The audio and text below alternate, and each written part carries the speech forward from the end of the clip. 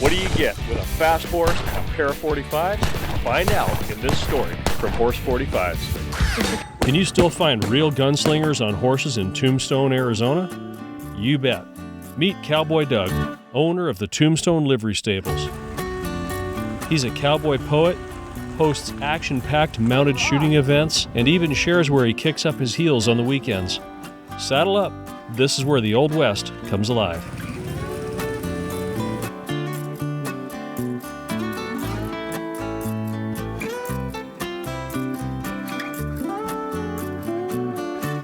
Around these parts I go by Cowboy Doug. We always were attracted to Tombstone because of Doc and Wyatt. We developed this old town frontage here. Some events here this weekend with the annual Eldorado mounted shoot.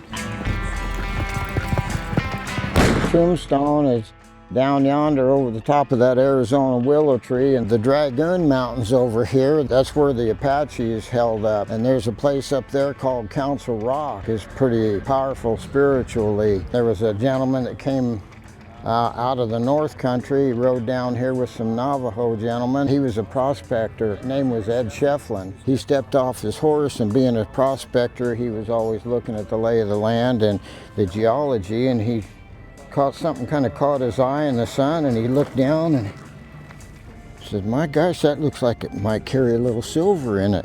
So he put that down, didn't say anything to anybody. And just him and his horse, and because he was by himself, he was too nervous to start a campfire. One day he saw a trail of dust coming up, and he thought, "Oh shoot, that looks like a bunch of riders, and it looks like they're coming this way." He was able to ID a cavalry flag on the leaders, and he recognized the gentleman leading. His name was Al Seaver. "Ed Shefflin, what the heck are you doing out here by yourself? The only thing you're going to find out here is your tombstone." At that time, there was no town of Tombstone. He took some of them rocks to the assayer, and he says, "Ed, this is some of the richest silver deposit we've found in this area. Question is, what's the name of your claim?" "Well, I know my old buddy Al Seaver told me I'd find my tombstone out here, so I'm going to call that claim Tombstone." So that's how the town of Tombstone got its name. That's what started the whole deal, and at one time in the 1880s, why, it was one of the most popular spots between San Francisco and St. Louis. That's what drew Doc and Wyatt into this area. Kind of a neat story how we all got started here.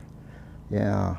So how did things get started with you and the Ghost Riders and the shoot? I had a gentleman come here and rent a room from me, and he boarded his horses, and he says, "Well, I do mounted shooting." And I said, "Mounted shooting? I never heard of that." He says, "Yeah, here." He says, "Here's some balloons. You blow up these 10 balloons and go put them anywhere out in the arena. I'll go saddle my horse and grab my 45s. I'll show you how it's done."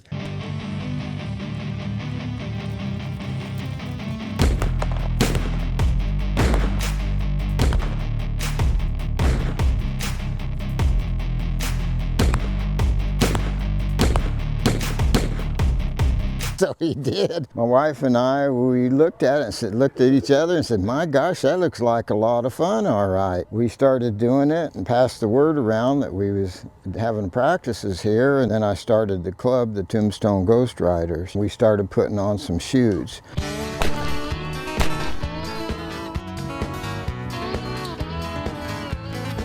Mounted shooting in Tombstone, Arizona. Yeah.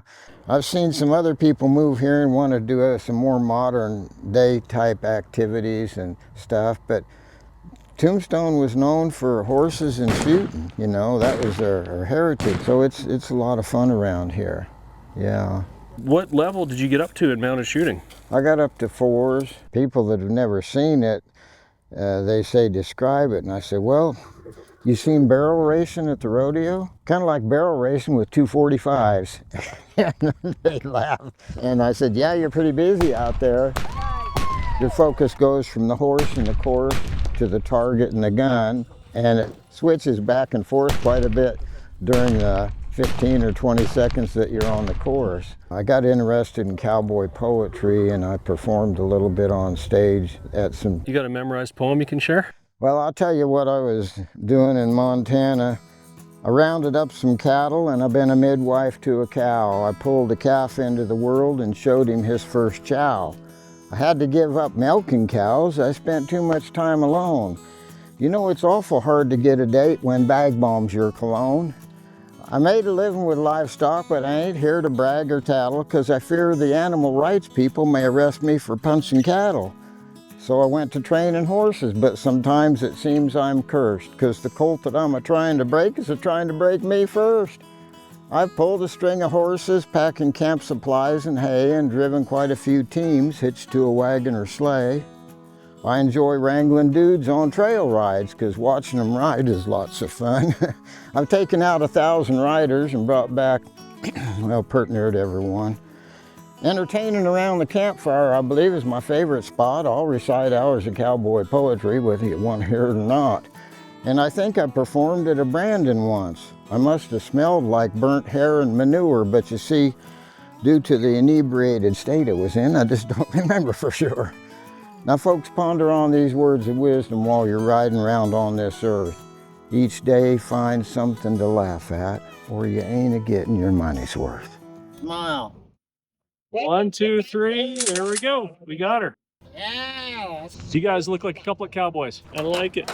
Tell me about your armbands there. They protect the wrist of the cowboys and rest a brand on their arm so they could get a little bit steadier. If you're chasing cattle, you run into some branches on your arm where it's protected there instead of whacking you on the face. Why my face looks like it does, but they do protect you. The guests that come here bring their own mounts. I tell them that I'd like to take them on an orientation ride and show them the petroglyphs down here from the Hohokam tribe 500 to 1,000 years ago, and then we'll go on and end up at Ed Shefflin's monument. They asked Ed where he wanted to reside when he was buried, you know, and Ed says, you know, I've been thinking about that. And I remember that little spot where I first camped there in Tombstone, and the cavalry met up with me there with Al Seaver, and he says, I'd like to be there if there's any way possible. They built a nice pile of rocks there, a big cone. Another place that we like to ride is down to the river. The big mountain there looks kind of like a volcano. It's called the Dome, and then there's 3 peaks just to the west of that. And so there's a little canyon up there between them. When we ride up there sometimes, you won't go too far and you'll find a cave back in there. And it's not real big and you can't even stand up into it, but it looked like there'd been some people held up in there for a while at one time. And you'll find a horizontal mine shaft. That's the only one around here I've ever run across. And walk in there and explore a little bit. Kind of nervous, I wasn't sure I wanted to get to the end. It might be an old mountain lion or a bear or a rattlesnake den, so it could get pretty wild. Might go in town on Friday, Saturday night and do a little two-stepping. Where do you go dancing? There's a couple places in town here. I usually go to the Big Nose Kate Saloon, and that was the name of Doc Holliday's lady. And then there's the Birdcage Theater, and it's said to be one of the most haunted places in Arizona. Yeah, we've got a website, tombstonelivery.com. Cowboy Doug is the real deal. Write us a comment and hit subscribe.